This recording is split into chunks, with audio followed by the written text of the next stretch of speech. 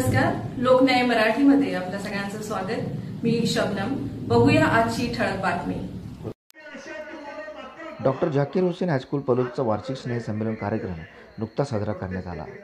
कार्यक्रमाचे सूत्रसंचालन संस्थेचे नाजेम हाजी कारी बदिउज्जमा शेख यांनी केले। स्नेहसंमेलनामध्ये नाद, हमद, ड्रामा, देशभक्तीपर गीते सादर करण्यात आली। यावेळी 16 हाफिज विद्यार्थ्यांना पदवीदान तर टेलरिंग कोर्स पूर्ण केलेल्या 20 विद्यार्थिनींना शिलाई मशीनचे वाटप करण्यात आले। या फाउंडेशन मध्ये जागतिक पातळीवरती आमची ही माणसं हा हाफिज कुराण झाला तर तो टर्नर झाला पाहिजे, तो वेल्डर झाला पाहिजे, तो प्लंबर झाला गेला पाहिजे।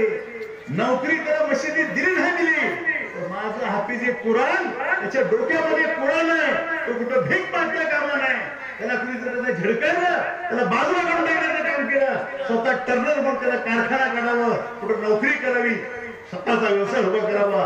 हा अशा स्वरूपाचा शिक्षण माणसी या देशाच्या पाठीवरती जर कोण जन्माला मिळाला असेल तर मौलाना गुलाम मोहम्मद वस्तानीचं नाव घ्यावं लागेल।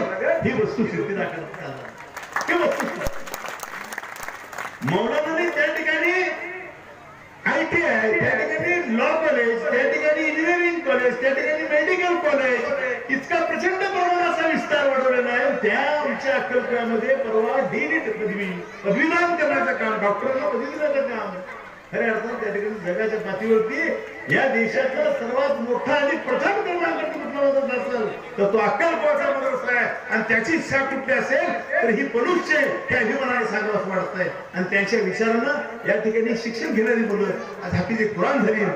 15 वर्षापूर्वी ती ज्यावेळेला चालू केलं त्याला मद्रसाचं काम सुरू झालं। हाफिज अनवर नावाची आमची जे मंडळ संस्थेची सुरुवातीला जे काम करत होते आमचे मित्र त्यांनी मौलाना वस्तानी साहेबांनी त्याला ताकद दिली। त्यावेळेला आम्ही यायला सुरुवात केलो।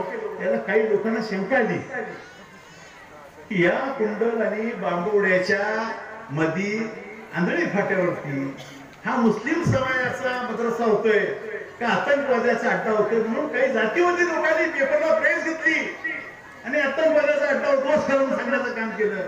पण या मातीमध्ये जन्म घेतलेला, स्वतः छातीवरती गोळ्या झेलणारा आणि संघर्ष करणारा GD बापू लाडसारखा क्रांती सेनानी या आमच्या 26 जानेवारीच्या पदवीच्या उद्घाटनाच्या दिवशी भारत मातेचा तिरंगा या मशिदीच्या आम्ही मैदानावरती तिरंगा फडकून मौलाना आणि GD बापूंच्या हस्ते उद्घाटन केलं।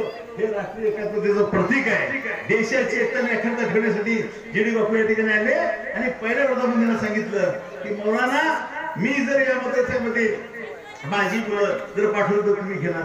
तर मौलाना म्हटलं देंगे, हिंदू हो कोई भी हो, कुरान ये सब लोगों के लिए मौलाना तैयार हो और मैं उसकी आपको शिक्षा दूंगा, उसका पढ़ाने की कोशिश करूंगा, आप भेज दो।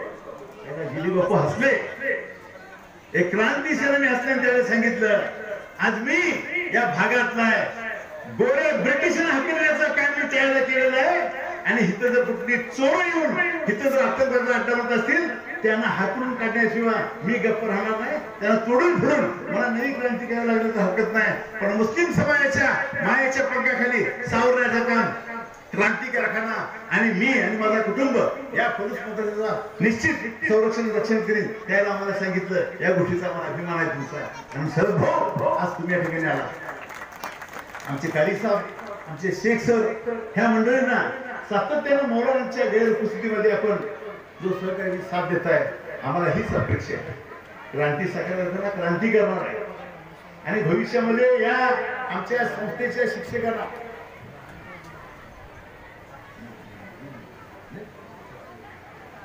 आणि या ठिकाणी कोणत्याही स्वरूपाचा या ठिकाणी संस्थेला कुठल्या गोष्टीची जर कमतरता होत असेल तर आपण काय आम्हाला सातत्यानं सगळ्यांनी साथ दिला आहे।